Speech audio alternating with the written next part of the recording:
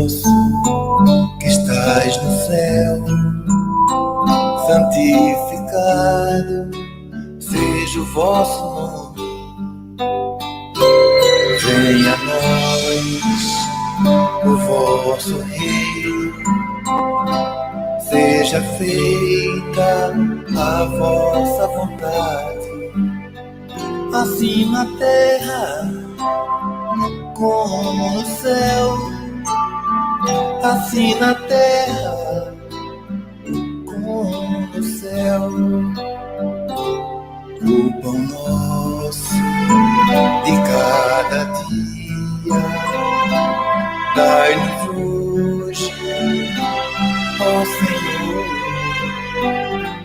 Perdoai as nossas dívidas, assim como perdoamos aos nossos devedores. Não deixeis cair em tentação, mas livrai-nos de todo mal. Não deixeis cair em tentação, mas livrai-nos de todo mal.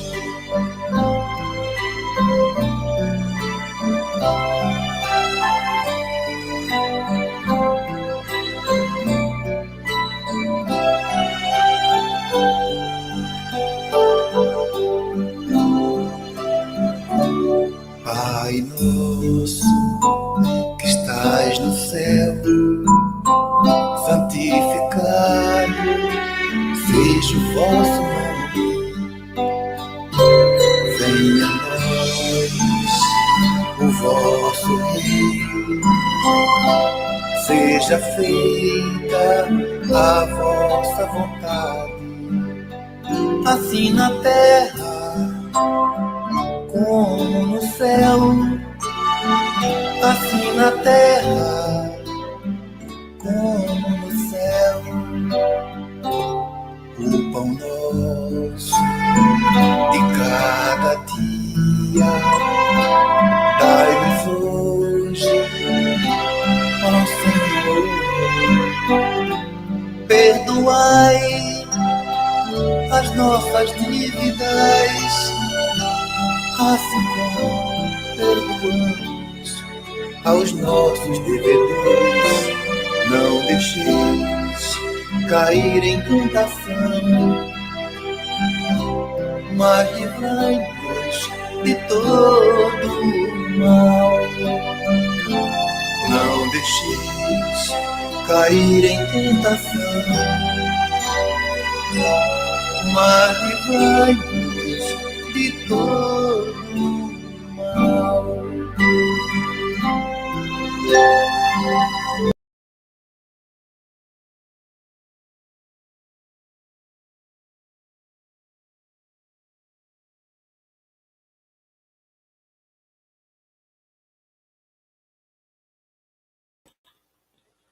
Olá, meus irmãos, uma excelente noite a todos, que Deus seja louvado, né? Que Jesus nos abençoe nesta noite de estreia do nosso programa na Web Rádio Estação da Luz, programa esse que vai ficar sendo todo domingo às 19 horas, uma oportunidade da gente falar sobre o nosso Senhor Jesus Cristo, sobre o Evangelho do nosso Senhor Jesus Cristo, o Evangelho de Deus, né? O Evangelho é de Deus, mas o nosso Senhor Jesus Cristo, como nosso pastor, nosso tutor, vem aí nos guiar, vem nos abrir o caminho, nos mostrar o caminho. Então, o programa não poderia ter outro nome que não fosse Compromisso com Jesus. Compromisso com o nosso mestre, compromisso com a verdade, né? É o nosso espírito de verdade.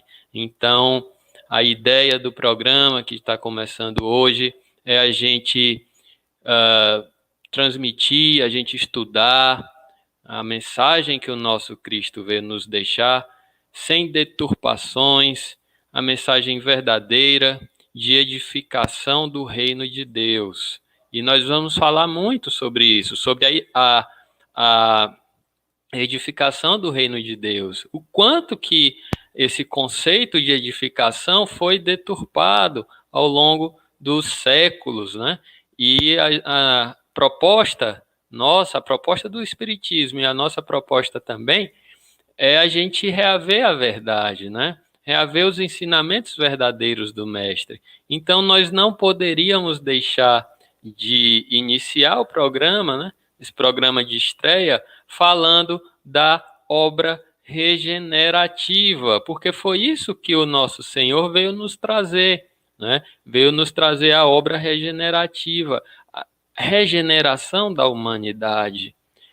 2000 anos depois, né, ainda a maioria das pessoas ainda não conseguiu se afinizar com essa obra regenerativa, né? Então, as dores estão aí para nos fortalecer, para nos colocar no caminho correto. Então, vamos estudar, vamos nos instruir e vamos principalmente trabalhar, colocar em prática. Quando eu falo de trabalhar, lembrando, conceito de trabalho para os espíritos é toda ocupação útil, né? Não estou falando de trabalho assalariado. Para quem ainda não teve esse contato com a literatura espírita, quando a gente fala de trabalho, é toda ocupação útil.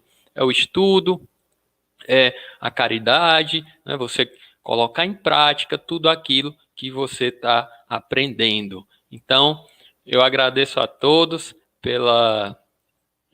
por nos prestigiar, né? Por estar aqui aprendendo um bocadinho que seja, né? Do evangelho que a gente tenta passar e tenta aprender também. É como a gente sempre fala, né? Nós que estamos aqui apresentando, o primeiro ouvido é o nosso. O primeiro ouvido é o nosso. Então, obrigado a todos pela oportunidade que os senhores e as senhoras nos dão da gente poder falar, da gente poder apresentar e da gente poder aprender, né? Aprender com vocês, aprender com o Evangelho, né? Os comentários aí que vocês colocam são muito importantes, tá bom? Muito obrigado.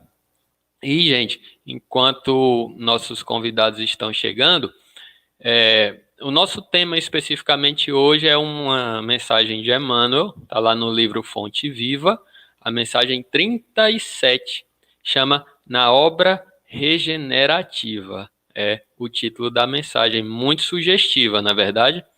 Olha, nosso querido Gustavo e o nosso Vitor Hugo Menino, né? Gosta de ser chamado de menino, menino de Jesus. Então, bem-vindos, meus amigos, boa noite. Boa noite, Gustavo. Como é que o senhor está? Boa noite, meu amigo Gonçalo. Boa noite, menino. Boa noite a todos que estão aí com a gente. Estou bem, graças a Deus, em paz. E quero agradecer, né, antes de mais nada, o convite, a possibilidade de estarmos juntos mais uma vez, pela Rádio Estação da Luz, agradecer ao Tavares pelo apoio, pelo incentivo. E espero que nós possamos ter uma noite de estudos construtivo.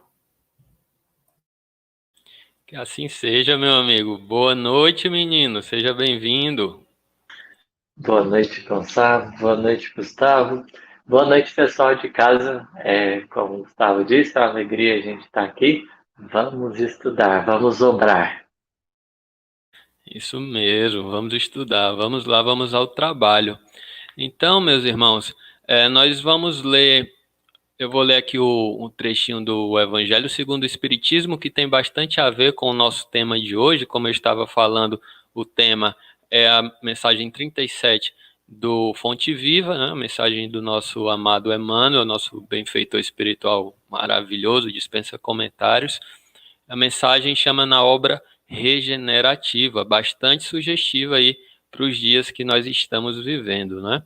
Então, a mensagem que eu vou ler para a gente poder fazer a prece é a mensagem A Indulgência. Está lá no Evangelho segundo o Espiritismo, no capítulo 10. E após eu ler a mensagem, eu pediria que o nosso querido Gustavo, se possível, fizesse a nossa prece de abertura. Então, vamos lá, gente. O Evangelho segundo o Espiritismo, capítulo 10, Bem-aventurados os que são misericordiosos, lá no finalzinho tem instruções dos Espíritos, a indulgência. Sede indulgentes com as faltas alheias, qualquer que elas sejam. Não julgueis com severidade, senão as vossas próprias ações, e o Senhor usará de indulgência para convosco, como de indulgência houverdes usado para com os outros.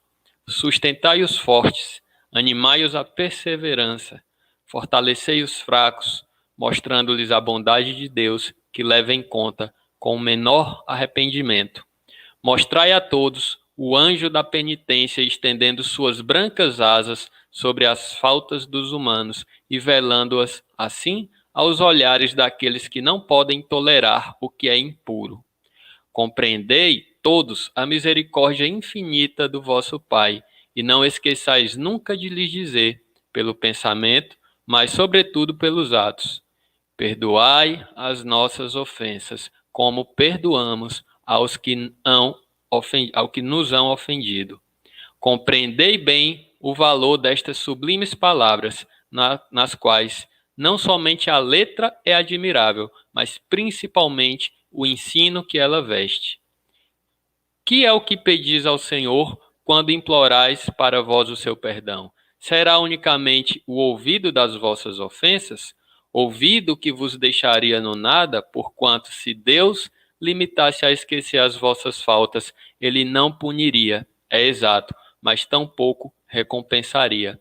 A recompensa não pode constituir o prêmio do bem que não foi feito, nem ainda menos do mal que se haja praticado, embora esse mal fosse esquecido. Pedindo-lhe que perdoe os vossos desvios, o que lhe pedis é o favor de suas graças, não para não reincidirdes nele. É a força de que necessitais para enveredar por outras sendas, as de submissão e do amor, nas quais podereis juntar ao arrependimento e à reparação. Quando perdoardes os vossos irmãos, não vos contenteis em estender o véu do esquecimento sobre suas faltas, porquanto, as mais das vezes, muito transparente é esse véu para os vossos olhares. Levai-lhes simultaneamente com o perdão o amor. Fazei por eles o que pedis que fizessem o vosso Pai Celestial por vós. Substituí a cólera que conspurca pelo amor que purifica. Pregai, exemplificando a caridade ativa, infatigável, que Jesus vos ensinou. Pregai-a, como ele fez durante todo o tempo em que esteve na terra, visível aos olhos corporais, e como ainda a prega incessantemente, desde que se tornou visível tão somente aos olhos do Espírito.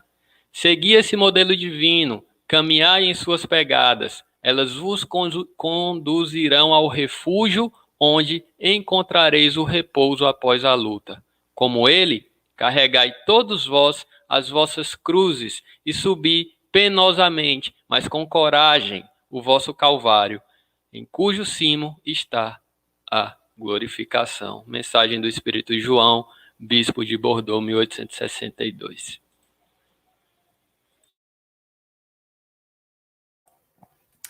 Então vamos para a nossa prece. Quem se sentir à vontade, que feche os olhos, para que a gente possa, com toda a nossa concentração, com todo o nosso sentimento, pensar em Jesus, esse mestre amigo de todas as horas, esse que insiste em nós, mesmo quando até nós mesmos já desistimos. Ele que persiste, que ama, que trabalha, espera e perdoa incessantemente. Pensemos nele com a gratidão que nos for possível, sabendo que é em nome dele que estamos reunidos aqui hoje. Nós te pedimos, Jesus, esteja conosco, ampare-nos na sua misericórdia, não deixe faltar-nos a inspiração e a competência necessária para a apreensão e a compreensão de todos os valores do seu Evangelho. possa os nossos benfeitores espirituais se fazerem presentes, amenizando as nossas deficiências, aclarando os nossos raciocínios, para que aquilo que for lido e discutido aqui hoje possa penetrar com mais facilidade os nossos corações, ainda tão sombrios, tão amargurados, tão distanciados do nosso Pai. Esteja conosco, Jesus. Nós precisamos muito do Senhor. Que assim seja.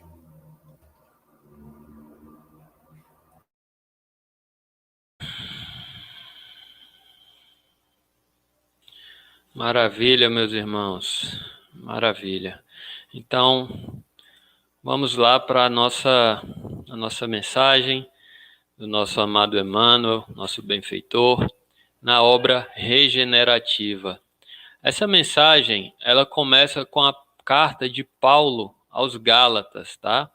Então, o Emmanuel, ele coloca a carta de Paulo e, em seguida, ele comenta.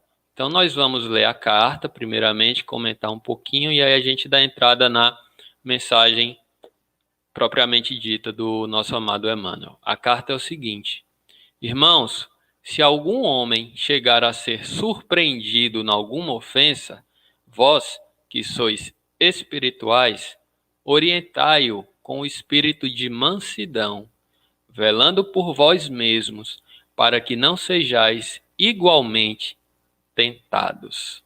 É uma mensagem curta, mas de muito significado. E aí eu vou chamar o nosso querido menino para falar um pouquinho dessa mensagem, se possível, do Paulo, né, do apóstolo Paulo, porque ela é curta, mas ela diz muita coisa. A começar por esses sois espirituais, vós que sois espirituais. Clareia um pouquinho para a gente, menino, o que é que o Paulo quis colocar lá para os Gálatas.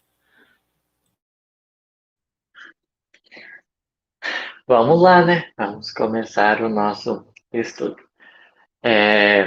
A mensagem de Emmanuel, né? Ela está sempre recheada de muito significado. E nenhum versículo que ele se dispõe a analisar, ele analisa superficialmente. Ele sempre trabalha com observações assim muito importantes. Quando a gente fala sobre esse detalhe, né? Quando Paulo vai dizer acerca, aconteceu uma ofensa, alguém foi ofendido, aconteceu um conflito, aconteceu uma dificuldade. Ele vai pedir para os que são espirituais para que eles intervenham. De que maneira? Com espírito de mansidão, tomando cuidado para não incorrer nas mesmas faltas e falhas que os outros cometeram. Esses homens espirituais, se a gente for fazer uma observância maior daquilo que Paulo, em termos de símbolo, trabalha, ele vai caracterizar o homem, o primeiro homem, no caso, dentro da história bíblica, né? Adão como homem terreno. E vai caracterizar Jesus como o homem espiritual, aquele que, superando as falhas humanas, ele se destaca pelo alto índice de espiritualidade, de religiosidade, em que ele consegue, então, lidar com as potências divinas na sua mais pura expressão. O nosso exemplo é Jesus. Então, aqui, ele está conversando com esses homens espirituais, que são aqueles que já possuem algo do Cristo dentro de si. Não é qualquer um. Não é o homem terreno ou adâmico, que tão somente está inteirado das suas necessidades e desejos, mas aquele que, portador de luz, portador de já algum entendimento, se destaca dentre a multidão e tem condições de analisar a situação com mais objetividade, com mais clareza, com mais verdade, sem misturar muito as coisas. Então é curioso a gente ver esse bom senso de Paulo, porque ele está lidando com uma situação complicada e ele está chamando ali quem tem um entendimento. Se a gente puder fazer um paralelo com o tipo, na obra regenerativa.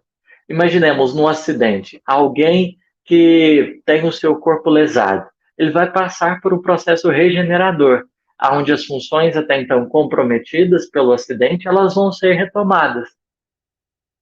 O espírito imortal nessa grande peregrinação, às vezes, ele se acidenta nas paixões, no egoísmo e no orgulho. E por isso mesmo ele precisa de um cuidado regenerador. Um cuidado regenerador. Aquele patrimônio espiritual que até então ele foi utilizado para uma coisa menos digna, ele precisa ser retomado o seu valor. Aquela vitalidade, ela precisa ser retomada na sua legítima expressão. Todas essas ferramentas, elas precisam estar a serviço de Deus, conforme o homem espiritual Cristo assim o faz nos ajudando. Essa visão de obra regenerativa, ela nos lembra, igual, como a gente comentava, desse quadro clínico, quando médicos vão analisar o quadro de alguém. Junta-se uma equipe para, nossa, aconteceu um acidente. O que fulano vai fazer? O que ciclano vai fazer? Ali, então, a gente tem o doente, tem a enfermidade, o agravante, e a gente tem a equipe que irá trabalhar. Dessa forma, essa obra regenerativa, ela é composta. Aquilo que foi regenerado é aquilo que foi, entre aspas, desviado, mas que precisa voltar ao seu turno para os eixos. O homem espiritual é chamado justamente como o médico, com uma visão, uma sensibilidade, um senso espiritual mais avançado, ele ter condições de observar o enfermo, aquele que está acidentado, observar os agravantes, com a consciência de que a pessoa que chega ali, ela não é a enfermidade, ela não é a moléstia, ela não é aquilo que é o agravante. Ela é alguém, um indivíduo à parte. Recuperado, recomposto naquele quadro, regenerado o quadro, a criatura volta nas suas máximas potências a desfrutar dos recursos que a vida lhe colocou. Então é curioso, porque Emmanuel, nos seus títulos, ele trabalha muito como artesão da palavra para nos garantir o máximo possível de elementos para a nossa reflexão. E se a gente agora for ler a mensagem, com certeza a gente vai poder considerar aspectos bastante relevantes. É uma mensagem linda, onde, como Paulo faz, está conversando com os que são espiritual, Emmanuel igualmente vai conversar com aqueles que têm um certo entendimento. Porque da mesma forma que você não chama paciente para analisar paciente, igualmente nós precisamos, se tratando de determinadas moléstias espirituais, termos o cuidado de estarmos operando sempre com o respaldo de quem tem autoridade para isso, de quem tem conhecimento e, sobretudo, coração para acolher, amparar nessa grande obra regenerativa. Isso eu acho que a gente pode começar dando essas notas. Olha, Gustavo, poucas vezes, eu acredito que nunca vi alguém interpretar o Paulo tão bem como o nosso querido menino, viu? É uma maravilha. Então, meus amigos, como nós combinamos hoje mais cedo, a gente lê a mensagem e depois vai comentando aspectos importantes, né? Gostaria de ler, Gustavo? Posso sim. Deixa eu encontrar ela aqui. Então, capítulo 37, livro Fonte Viva, na obra regenerativa.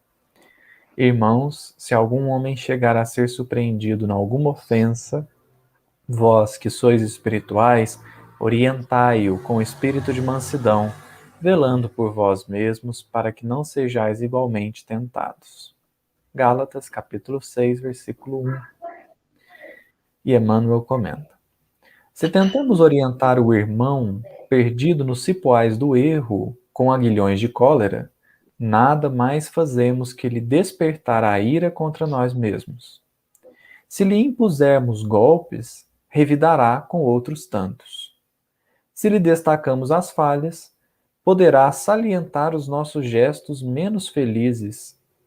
Se opinamos para que sofra o mesmo mal com que feriu a outrem, apenas aumentamos a percentagem do mal em derredor de nós.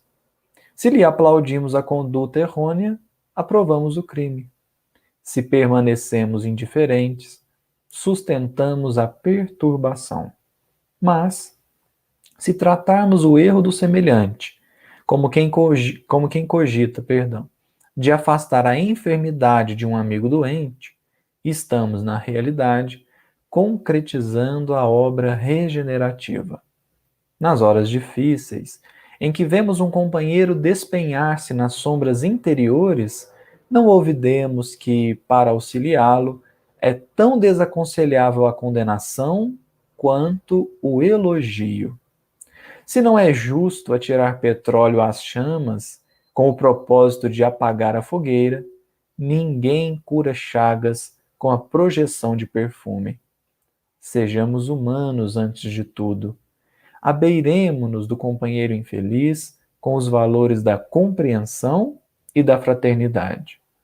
Ninguém perderá, exercendo o respeito que devemos a todas as criaturas e a todas as coisas. Situemo-nos na posição do acusado e reflitamos se, nas condições dele, teríamos resistido às sugestões do mal.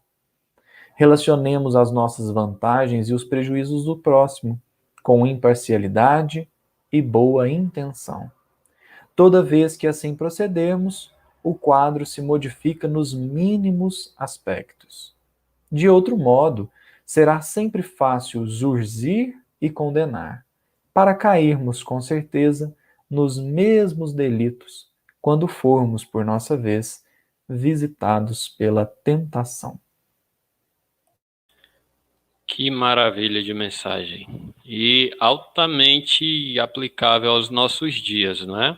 Porque a gente vê muita coisa fora do lugar, né? Muita coisa que a gente acha errada, e aí a gente vai naquele ímpeto de corrigir, mas nem sempre a gente corrige da maneira certa. Então o Emmanuel comenta, seria a mesma coisa que atirar petróleo lá no fogo com a intenção de apagá-lo, né? A gente faz é alimentar. Então, meu amigo Gustavo, eu gostaria que você falasse para a gente, se possível, lá no. Pega esse final da mensagem que nos chamou a atenção. Ele fala assim: de outro modo, será sempre fácil zurzir e condenar. A gente vai ver, você vai nos dar a interpretação desse zurzir e condenar. O que significa zurzir e condenar? Zurzir é simplesmente você fazer o barulho no ouvido do seu irmão ou é alguma coisa a mais? Esse verbo, né, o Emmanuel tem um vocabulário muito rico, e zurzir, na verdade, parece, né, realmente essa questão do barulho, do tormento, né, mas na verdade é golpear com chibata ou vara, açoitar, chicotear, vergastar, dar golpes violentos, bater em, espancar, surrar. Então o que o Emmanuel está dizendo aqui é que muitas vezes a gente vai, na tentativa de corrigir, a gente bate. Na tentativa de regenerar, a gente alarga a ferida. Por isso eu achei muito oportuno o comentário do Vitor no começo, porque o Emmanuel tem uma outra mensagem chamada Acidentados da Alma, no livro Estude Viva. Nessa mensagem, o Emmanuel tem uma frase que eu acho belíssima. Até puxei ela aqui para não citar de forma equivocada. Emmanuel diz assim: age, porém, diante dos acidentados da alma, com a prudência e a piedade do enfermeiro que socorre a contusão sem alargar a ferida. Então, às vezes a gente olha a pessoa cometendo um erro e na nossa ansiedade, como a gente é afoito, a gente acaba alargando a ferida, seja expondo, seja ridicularizando, seja mostrando a nossa superioridade. Nossa, eu no seu lugar não teria feito assim. E isso não ajuda, isso não regenera. Então, essa frase final do benfeitor Emmanuel, ela é importantíssima. Por quê? Às vezes eu falo para a pessoa: ah, você fez isso, você deveria ter feito de outra forma. Ou senão, você fez muito errado. E aí a gente acaba pondo mais pressão, colocando mais culpa, sem perceber que eu, no lugar daquela pessoa, talvez teria feito igual ou pior. Então eu não tenho nem moral e nem liberdade para fazer isso. Porque Jesus não veio ao mundo condenar. Por que que eu me coloco no lugar de quem condena? Eu não tenho nem moral para fazer isso, porque eu posso errar de forma até mais desastrosa do que a pessoa, e eu não tenho liberdade para fazer isso, porque não é meu papel condenar. Então, a princípio, você vai não estender muito, né? A princípio. Maravilha. Nosso menino nos deu uma brilhante, como sempre, interpretação sua sobre essa primeira parte da mensagem que o Emmanuel nos traz, né, quando ele nos diz que se a gente tenta orientar o irmão perdido no erro, né, com aguilhões da cólera, nada mais fazemos do que despertar a ira contra nós mesmos. Vejam bem que o Paulo ele já trouxe essa mensagem lá atrás, 2000 anos atrás, o Emmanuel nos trouxe também uma brilhante interpretação, mas nós ainda não conseguimos internalizar, nós não conseguimos domar essa fera que existe em nós, porque o nosso primeiro impulso ainda é a cólera quando a gente vê alguém em erro. Como que a gente pode internalizar melhor essa mensagem, menino? É curioso. E aí, só falando um pouco da estrutura da mensagem, né? Porque quando a gente vai estudar assim, didaticamente Emmanuel, dá para fazer uma escolinha, né? E a gente fazendo as mensagens elas ganhar mais sentido pela maneira com que ele vai articulando as ideias. E o primeiro momento da mensagem, Emmanuel ele inicia todas as frases utilizando a partícula se, que dentro da língua portuguesa, dos códigos que a gente utiliza para orientar a nossa conversação, a linguagem verbal, esse se ele representa a condição, possibilidade. Então, no primeiro momento da mensagem, ele está trazendo possíveis iniciativas desajeitadas que a gente teria em face de algum mal a resolver. Então, se eu pudesse trazer para analogia dessa obra regenerativa, no caso de um médico, por exemplo, aqui é como se ele estivesse trazendo propostas de paciente. O paciente olha o caso de outra pessoa e fala assim: vamos fazer desse jeito? O paciente sugere: será que dá certo desse? Só que aí é preciso convir que, por mais bem intencionado que seja, ele quer ajudar a resolver o caso, ele peca por não ter o conhecimento que irá dilatar melhor a resolução. Então, o que Emmanuel faz em primeiro momento? Coloca todas as soluções que um paciente daria. Todas as soluções que nós, às vezes, temos no impulso. Então, diante de algum erro, o que a gente faz? A gente tem um jeito desajeitado, que é muito desajeitado. Então, e aí é curioso, né? Porque esse jeito, na maioria das vezes, ele tem a ver com a força. A gente quer, pela força, resolver as coisas. É curioso que Emmanuel traz um trocadilho. Nós não somos chamados a exercer o espírito da força, mas a força do espírito. Então, quando a gente observa essas tentativas, né, que a criatura humana faz, se lhe impusermos golpes, revidará com outros tantos. Deixa eu ajudar, eu vou só dar uns murros nele, ele aprende rapidinho. É coisa básica, só uns tapas. Eu acho que as ideias caem no lugar. Mas não é assim. Então, é um paciente olhando uma situação e querendo deduzir uma resolução. Só que a vida pede mais. E aí, se eu pudesse simplesmente comentar um detalhe, o universo, ele é moral. Tudo tende para a harmonia. Tudo tende para o bem. Os nossos possíveis desvios e enganos, eles são reparados pela providência divina para que esse padrão de harmonia estabeleça em tudo. Só que para que isso aconteça, o que Deus faz? Ele coloca a gente não soltos no universo, mas ele entrelaça-nos numa cadeia colaborativa. E a partir disso, a gente ganha deveres frente a quem está acima de nós e quem está abaixo. Quem está melhorzinho e quem ainda vai precisar melhorar mais um pouco. Quando ele faz isso, objetivando essa harmonia, esse entrelaçamento por intermédio da lei do amor, ele tem vistas ao nosso aperfeiçoamento. E por isso mesmo, a gente é defrontado quando a gente vai adquirindo certa noção de vida, de conhecimento, de consciência, a gente é defrontado por situações de erro, aonde a gente já começa a ter mais visão. E é nesse momento que a gente vai olhar para esse início de Emmanuel e falar assim, não, mas é lógico que não vai dar certo. É lógico que... Não, mas como que Emmanuel coloca um trem desse? Mas nem todo mundo tem a mesma perspectiva. Por isso que esse início da mensagem, ele é muito elucidativo do ponto de vista para nos ajudar a colocar no justo lugar.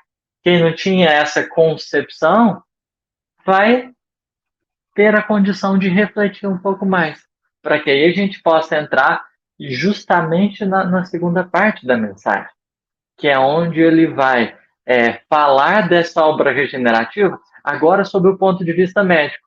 Se até então ele trouxe as opiniões dos pacientes, aí agora ele vai falar da equipe médica. O que os médicos ali, eles consideram como melhor. E a gente sabe que na excelência do universo existe uma lei que guia e orienta todas as manifestações humanas. É o amor. A maneira que vai se dar é que é peculiar. Como num acidente, se quebra uma perna, você vai ter intervenção manifestada naquela perna. Se de alguma forma é braço, é o braço. Então, o cuidado que vai ser representado é o mesmo. Vai diferir a canalização dessa atenção e desse amor. Maravilha.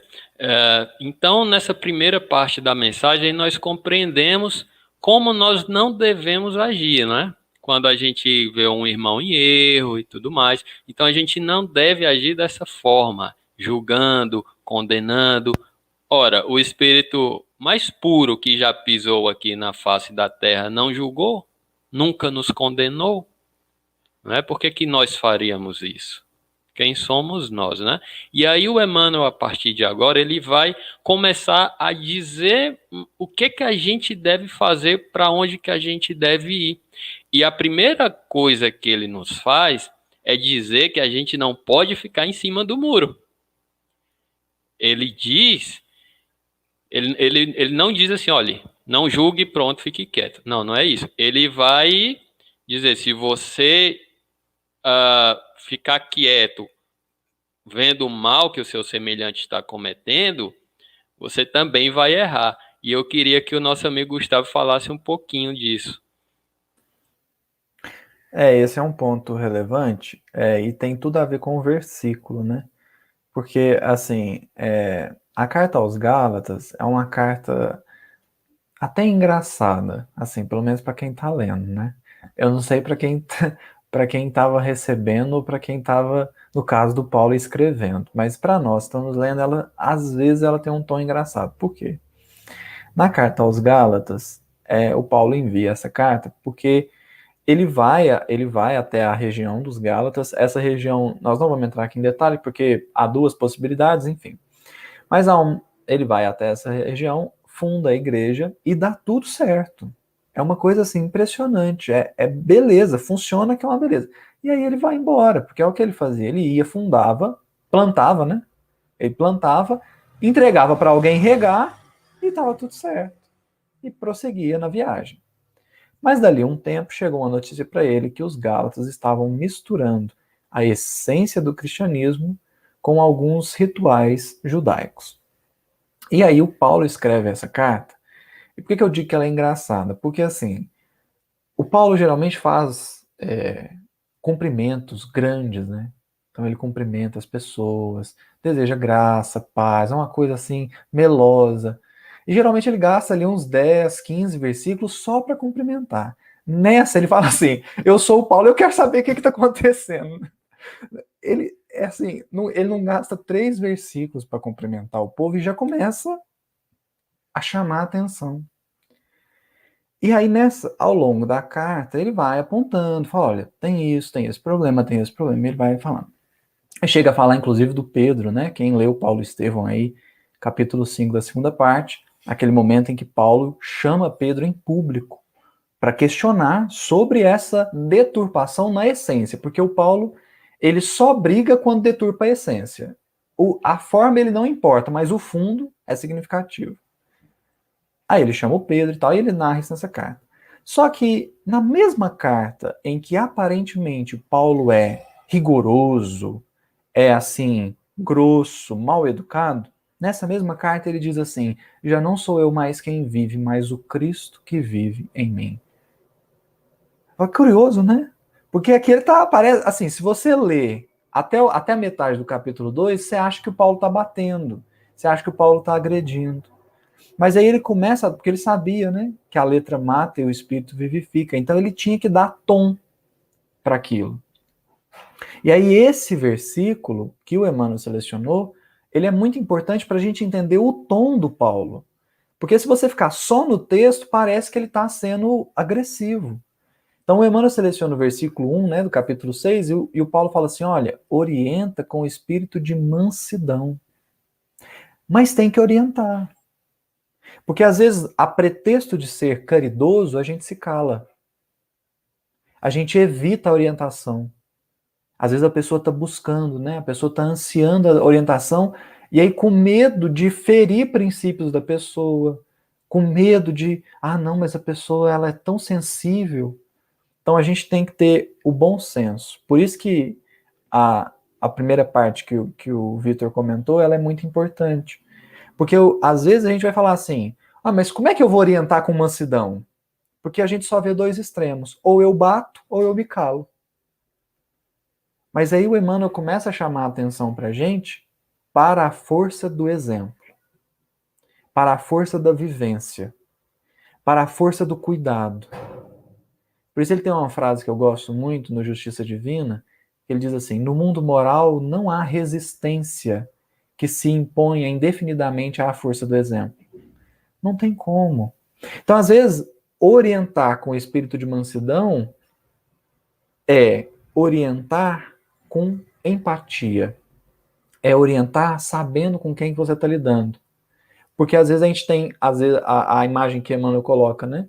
Ou permanece indiferente e sustenta a perturbação, ou destacamos as falhas, impomos golpes. Então a gente buscar essa medida para que a coisa possa regenerar, recuperar, refazer-se, né? Então a gente tem que ter esse tato que o Paulo teve. Porque o Paulo viu que a essência estava se perdendo. Eles estavam preocupados mais com circuncisão do que com amor ao próximo. Falei, tá errado. Então ele vai com o cuidado do professor, com a paciência do médico, ele vai orientando, né? Mas sem se calar, porque a gente tem, principalmente quando a pessoa busca, né? A pessoa está buscando, está questionando, ela está precisando dessa orientação, se a gente tem para dar. Né? Maravilha! Brilhante, brilhante interpretação, Gustavo. Agora eu vou pedir para o nosso menino, né, nós já saímos, menino, da visão do paciente, de como que a gente não deve agir, já passamos pela omissão. Agora, por favor, nos brinde com a sua interpretação de como que a gente deve começar a agir de forma caridosa, né? Como Emmanuel vem nos trazer aí, para orientar, porventura, alguns irmãos que estiverem em erro. Antes, eu só gostaria de atentar que o Tavares ele colocou duas perguntinhas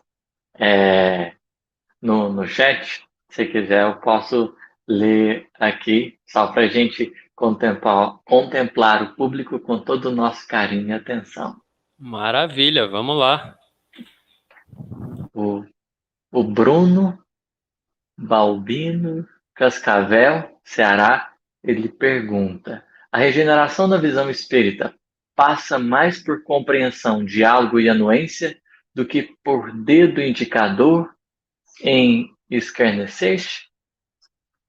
Essa é a pergunta. Isso. Aí, ó. Maravilha. Bruno, obrigado pela sua pergunta. E, assim, pelo menos na minha visão, ainda limitada, é exatamente isso. A visão espírita, ela vem, na verdade, ela não vem trazer uma visão nova. Na minha opinião, ela vem restaurar, regenerar, como o Vitor Hugo Menino bem falou no início, ela vem regenerar aquela visão lá de trás que o nosso Cristo veio trazer, não é que não é de julgar. Ao longo do tempo, nós deturpamos isso, né? A nossa história prova que a gente deturpou, a gente julga, olha, você errou e tal, você vai para o inferno e tal. Mas o que o Espiritismo traz é justamente o contrário. É você compreender, é você se situar de que se você tivesse no lugar da pessoa que está errando, passando pelas mesmas provas, quem sabe você erraria do mesmo jeito ou até pior. Então, é uma forma que você tem de praticar a caridade, né? Aquela caridade pura do cristianismo primitivo, que é tendo o quê? Indulgência, é tendo compreensão para com os erros dos nossos irmãos que, em outras situações, poderiam ser nossos. Vocês querem comentar alguma coisa, amigos? Chega o rei, Gustavo. Eu só trocaria uma palavrinha, Bruno. Ao invés de anuência, eu colocaria respeito. Porque anuência significa aprovação, consentimento. Paulo não consentiu com o erro dos Gálatas, mas ele respeitou a igreja, porque ele não foi lá colocar ordem na casa.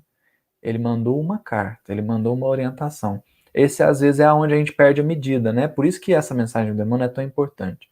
Porque no ato de corrigir, a gente perde a medida. O Paulo não perdeu a medida. Ele escreveu a orientação e enviou.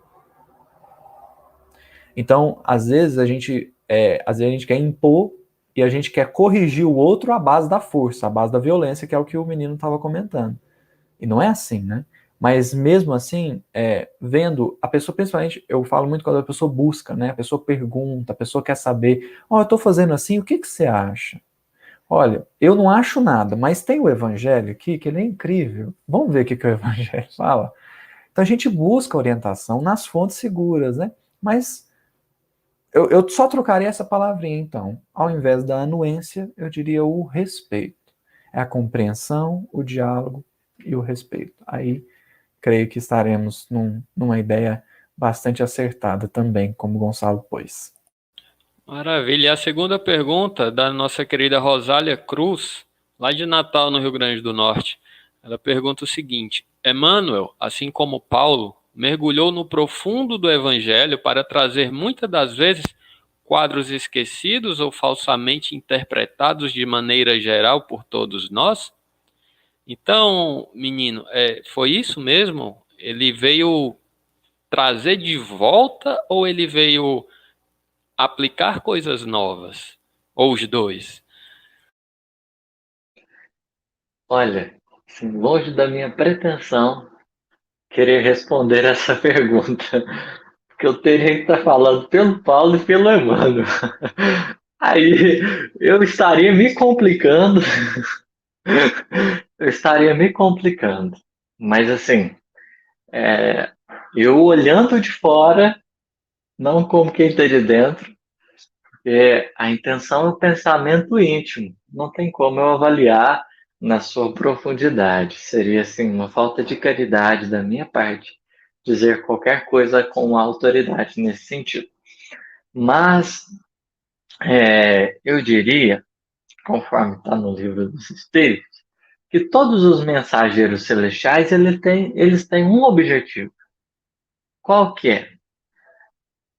Fazer lembrar do que a gente dentro de nós, daquilo que dentro de nós já está posto, mas que ao seu turno precisa ser desenvolvido. Como assim? 621. Onde está escrita a lei de Deus? Na consciência. Sendo os espíritos, cada qual portadores da consciência, isso nos leva então, a considerar que todos nós temos dentro de nós tudo quanto é preciso saber em matéria do universo. Então, é curioso, né?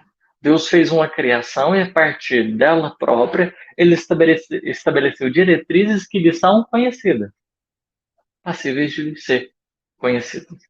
Só que aqui consideremos, a consciência é uma voz que ecoa lá de dentro. Às vezes a gente está muito na periferia. Tem gente que é igual uns pés surdinhos, assim, sem alusão nenhuma. Ô, gente, não interpreta mal. Estou falando descaridosamente em relação aos nossos irmãozinhos de maior idade que às vezes não escutam. Mas, às vezes, o que acontece? A consciência fala, mas a gente acha que não está falando nada. Por quê? O problema é com a consciência? Não. O problema é em relação à nossa condição para ouvir essa voz. Quando é criança, a gente tampava os ouvidos e fala assim, não quero te escutar. Não estou te ouvindo. Não estou te ouvindo. Então, por diversos fatores, a gente acaba ignorando aquilo que Deus mais prontamente tem conversado na nossa intimidade. Aí, por que vêm os mensageiros? Porque eles vêm retomar aquilo que até então a gente não soube escutar direitinho.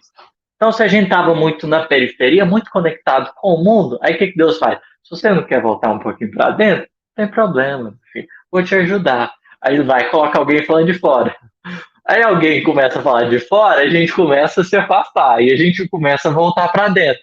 No que a gente começa a voltar para dentro, a gente começa a lembrar de tudo aquilo que até então a gente havia ignorado. Então é um movimento natural da providência divina. Porque quando a gente vai ver a lei de progresso, o que é que Deus faz? Ele nos cerca de todos os meios e modos, quando a gente se mostra a revelia da evolução, para que o nosso adiantamento espiritual aconteça.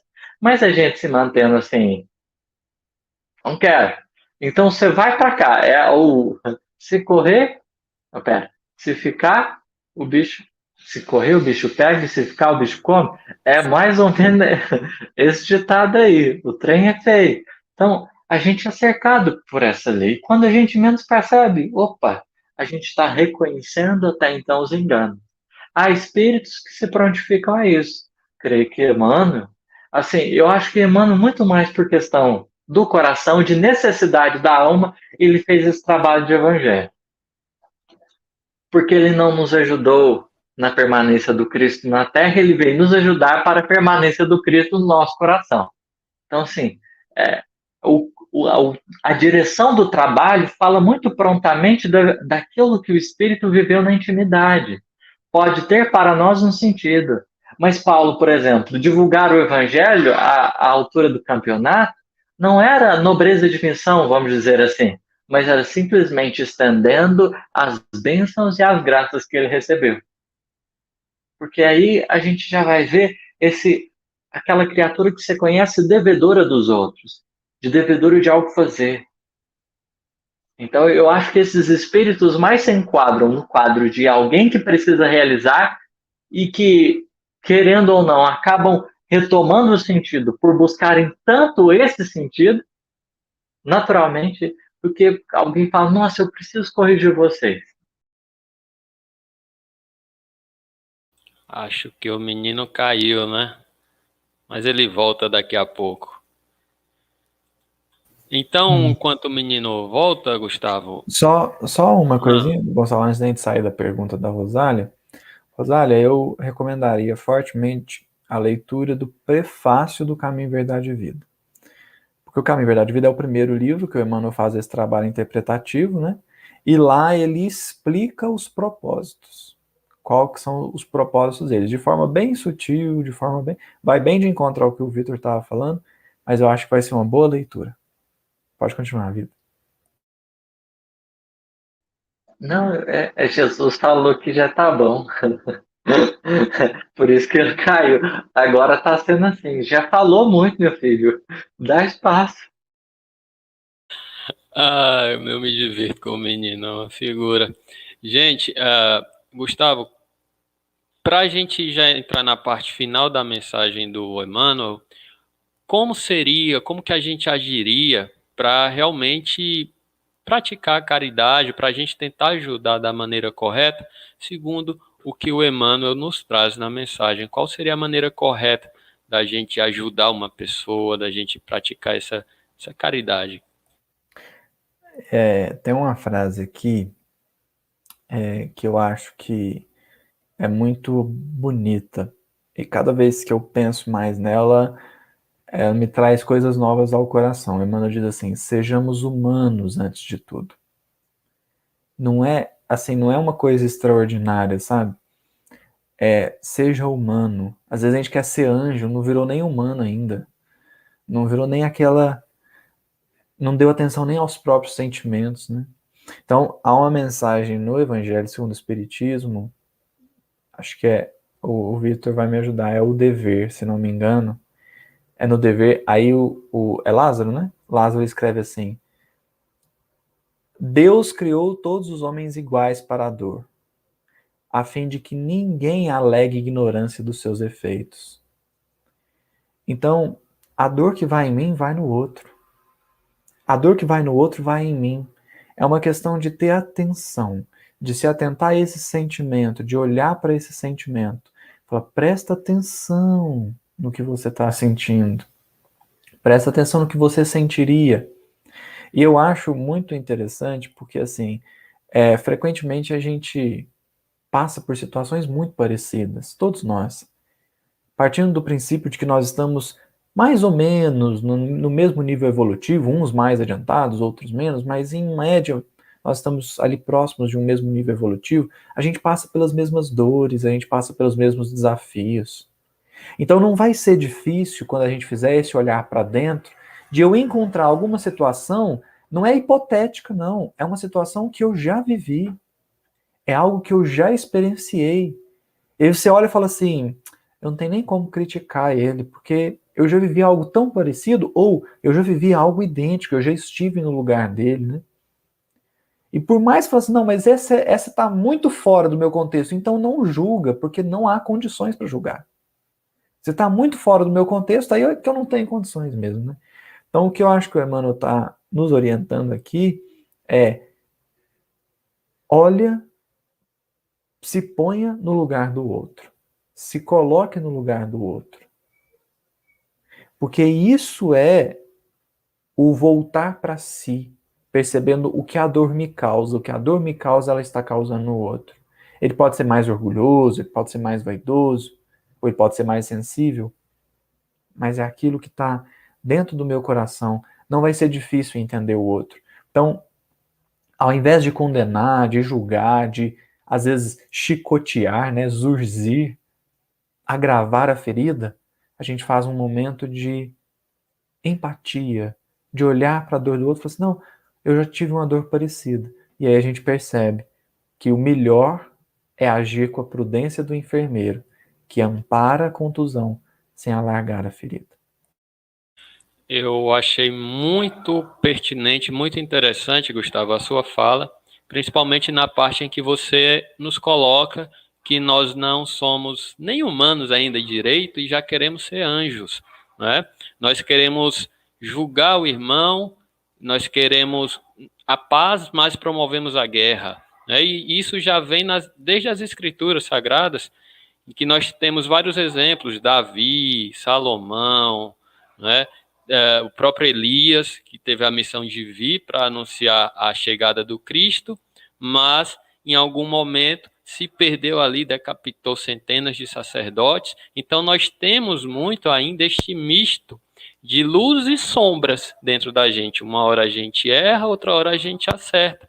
E o quão importante é a gente ter consciência disso na hora de apontar o dedo para um irmão, na hora de julgar, né? Porque muitas vezes a gente não comete o mesmo erro simplesmente por falta de oportunidade.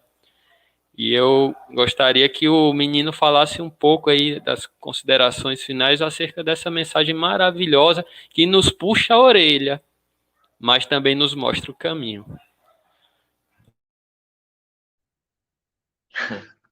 Tá. Tem uma fala de Emmanuel e vai de encontro ao que o Gustavo falava, que é muito, muito linda, né? Ele vai dizer assim, não basta recomendar, Quem receita serviço e virtude ao próximo sem antes preparar-lhe o entendimento, através do espírito de fraternidade, identifica-se com o instrutor exigente que reclama do aluno integrar o conhecimento acerca de determinado e valioso livro, sem antes ensiná-lo a ler. A gente deseja muito ajudar, a gente quer muito servir. É uma oportunidade que Paulo convida-nos para isso. Paulo, ele está sendo, eu não diria audacioso, mas ele está sendo corajoso ao trazer essa orientação. Porque ele está chamando a gente a intervir em favor da obra do bem. Não em favor de personalismo, não em favor de partidarismo. Não se trata disso. Como um médico que tão somente tem a função de restaurar e de resguardar a saúde das pessoas, nós, na condição daqueles que seguimos o Evangelho, temos por missão essa proposta igualmente de ajudar os corações a se erguerem. Porque nessa grande cadeia colaborativa, auxiliarmos-nos mutuamente é dever. Mas, apesar dos deveres que estamos imbuídos, nós precisamos lembrar da caridade. E a caridade é seu turno, o amor a exprimir-se no dever. É quando o nosso coração entrega os melhores sentimentos na responsabilidade que a gente tem visto. Por isso que, se tratando de situações cuidadosas, ainda mais lidar com erros das pessoas, nós somos chamados a intervir, sim, mas não para defender ninguém, não para nos promover, não por nada. Aqui, nada mais, nada menos do que esse dever de nos auxiliarmos.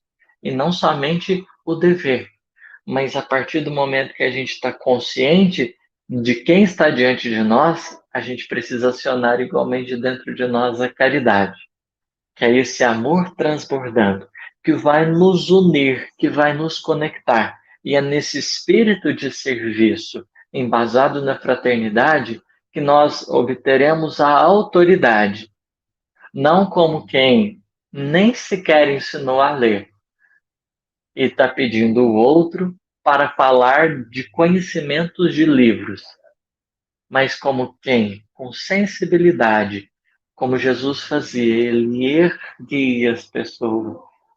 Movido de compaixão, ele erguia as pessoas. Essa obra regenerativa, ela fala do profundo dever com o amor que todos nós devemos ter em relação aos outros. Não aprovação ao mal, mas compromisso ao bem. Perfeito, perfeito. Amigo Gustavo, suas considerações sobre esta mensagem fantástica do nosso querido Emmanuel? Emmanuel, ele sempre nos convida a ampliar a visão sobre as coisas, né? Quando eu digo assim, o Emmanuel fala para minha alma, é porque ele parece que põe uma lupa, né? Para a gente aprender a ver. E eu acho que essa mensagem faz isso. Muitas vezes a gente não para pensar na incoerência da gente dizer assim, fora da caridade na salvação, mas na hora que eu recebo uma ofensa, eu devolvo com a ofensa. A caridade, como você bem ressaltou, e foi muito oportuna a escolha da mensagem indulgência, um dos aspectos da caridade é essa indulgência. Essa indulgência que extrapola simplesmente os limites teóricos e começa a ir para a prática, percebendo que quem ofende, quem agride, quem denigre, quem humilha, quem menospreza, esse alguém, ele é alguém que não está bem. Por isso esse olhar para dentro de nós, como o Emmanuel está colocando aqui, é de suma importância. Qual o dia que você estava assim, em paz, e você agrediu alguém? Que dia que isso aconteceu? Que dia que você... Não, eu ganhei na Mega Sena, eu vou xingar a pessoa que está no semáforo. Isso não existe. Isso não existe. Por quê? Quando a gente está em paz, quando está tudo certo, o mundo tem outra cor. O mundo tem outro aspecto. A gente começa a ver o mundo de um jeito muito melhor. Então, quem está ofendendo, quem está agredindo, esse alguém não está bem. Então, a obra regenerativa, A obra da caridade passa por esse entendimento. Quando alguém me agride, eu acolho, que eu falo assim, você não está bem, né? Tem alguma coisa errada, não tem? O que eu posso ajudar? Como que eu posso ser útil? Por quê? Porque eu olhei para mim e percebi. Quando eu agredi, quando eu ofendi, eu estava mal. E aí o que eu precisava não era de agressão de volta, eu precisava de acolhimento. Mas, às vezes a gente tem meios meio conturbados de pedir acolhimento, né? Às vezes, quando alguém agride, isso é um extremo pedido de socorro. É um jeitinho meio atrapalhado, mas é o jeito da pessoa, né? Então a gente aprende, essa mensagem nos convida a extrapolar esses limites, às vezes, da ira, da vingança. Assim, olha, sai de você mesmo e vai até o outro. Percebe o problema dele e ajuda tanto quanto possível na regeneração. É o que o nosso Senhor Jesus Cristo já falou, né? Para a gente não tratar olho com olho, dente por dente, mas o Emmanuel, ele vem destrinchar exatamente isso, e você falou muito bem. Às vezes, o agressor está pedindo socorro através da agressão e a gente não consegue perceber. Vá lá, não é a maneira correta de pedir socorro, mas o nosso papel é identificar isso, né? Através do amor e da caridade. Eu só tenho mais uma pergunta para o menino, que o Gustavo falou uma coisa muito interessante. O menino travou, a impressão minha? Acho que deu uma travada. Aí, voltou. Voltou. Tenho mais uma pergunta para ele, através de uma fala do Gustavo. Porque no nosso dia a dia, às vezes eu percebo que o dia a dia do menino está corrido, mas ele fala com uma paz, uma serenidade que nos conforta a todos. Então, menino, o Gustavo falou uma coisa que me chamou a atenção e eu vou perguntar para você. Ele falou assim: quando alguém está em paz, essa pessoa não agride. Ninguém que está em paz consigo mesmo não agride. Porém, a nossa vida aqui de encarnado, né, a gente passa por muitos desafios, muitas tribulações. Como que a gente mantém a paz na correria do dia a dia, com alguém fechando a gente no trânsito, com, sei lá, qualquer coisa acontecendo e você conseguir manter a paz? É uma dúvida minha pessoal que eu admiro muito em você, que é isso. Jesus já tinha dito assim: a minha paz os deixo, a minha paz os dou. Não vou lá dou como o mundo a dá. Se alguma paz podemos ter, essa paz procede de Jesus.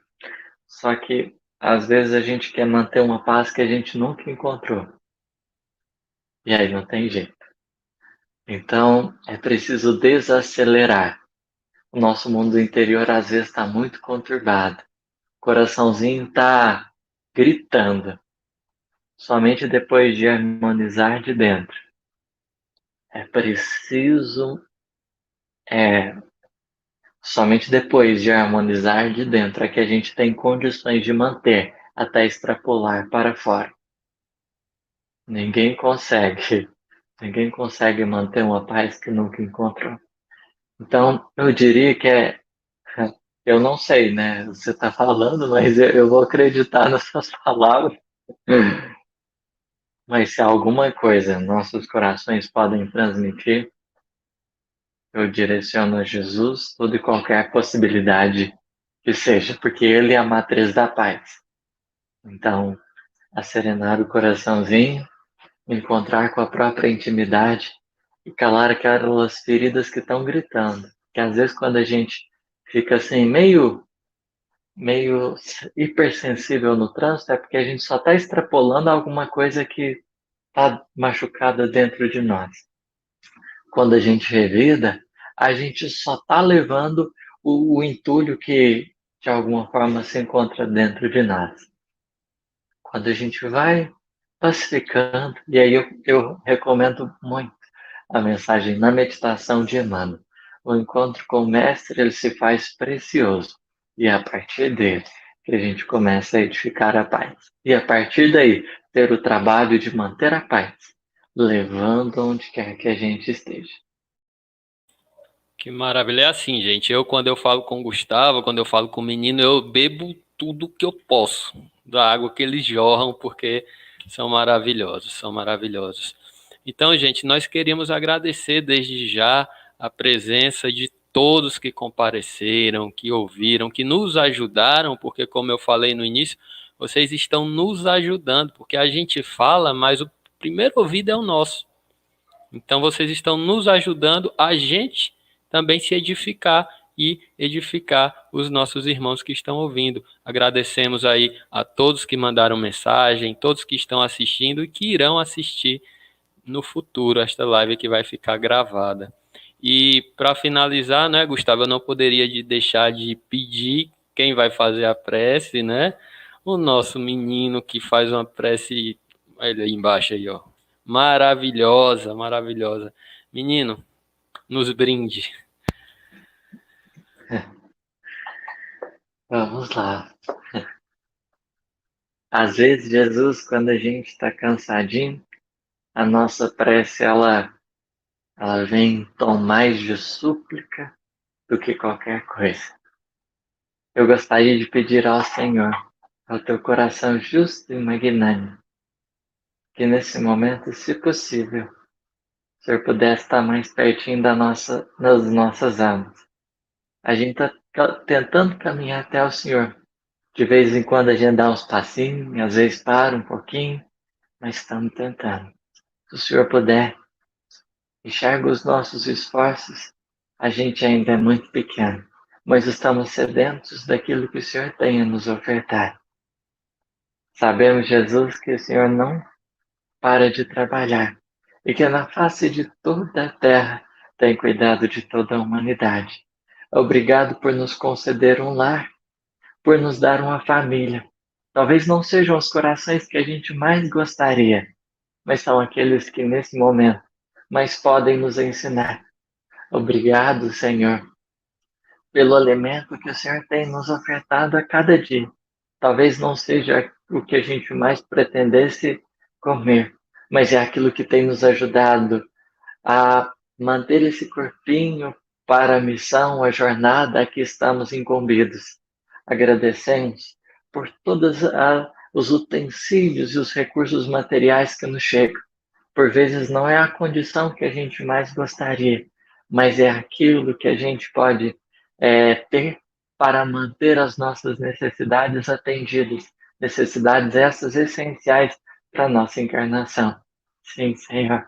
Iremos sempre agradecer, mesmo quando o dia não apontar o sol mais lindo, e ao contrário trazer nuvens espessas e por vezes chuvas e tempestades ao nosso caminho.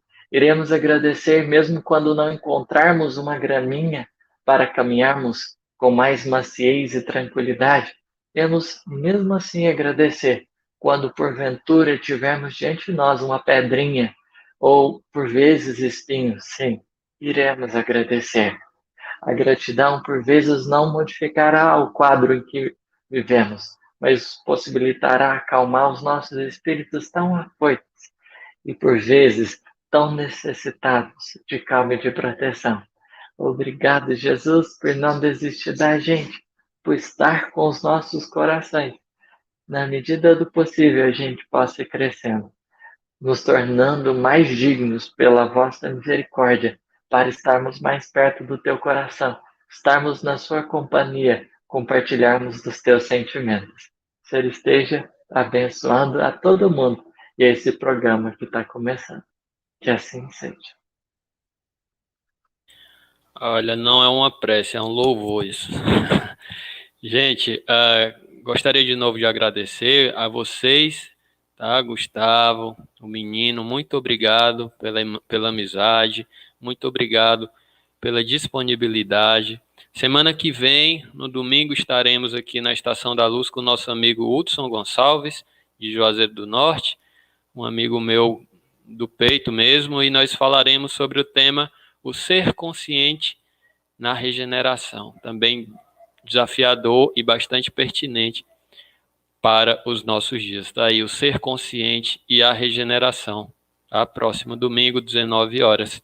E no sábado, teremos às 21 horas a nossa continuação da live de sexta. Os tempos são chegados, diluindo o medo aqui também na Estação da Luz, tá? Estaremos juntos aí, trilhando os caminhos da regeneração, caindo, levantando, aprendendo e com espíritos maravilhosos, como esses dois amigos aí, para nos ajudarem, né, gente? Muito obrigado, meus irmãos. Fiquem em paz e que Deus seja louvado.